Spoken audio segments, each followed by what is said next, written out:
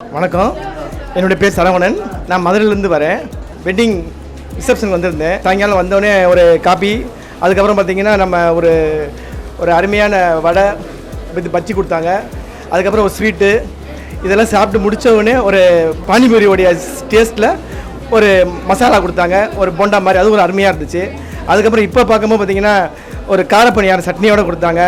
அடுத்து ஃப்ரூட்ஸ் சாப்பிட்டேன், ஐஸ்கிரீமு. மற்ற அதுபோல் பார்த்திங்கன்னா என்னுடைய வயது வந்து 57. நான் ஒரு 10 வயசில் நம்ம இருந்த பார்த்திங்கன்னா ஒரு மெகந்தி போடுறது, அப்போல்லாம் மருதாணி போடுவோம். இப்போ வந்து ஒரு மெகந்தி வச்சுருந்தாங்க. அதை முடிச்சு வந்து பார்த்திங்கன்னா நம்ம ஒரு ஃபோட்டோ ஷூட் வர இப்போ ஒரு அருமையான ஃபோட்டோ ஷூட் அப்போயே ஒரு எடுத்து நமக்கு உடனே நம்மளுடைய ஃபேமிலி ஃபோட்டோவாக இருக்கட்டும், நம்ம ஃப்ரெண்ட்ஸ் ஃபோட்டோவாக இருக்கட்டும், அதையும் நமக்கு ஒரு நல்லபடியாக நமக்கு எடுத்து கொடுத்தாங்க.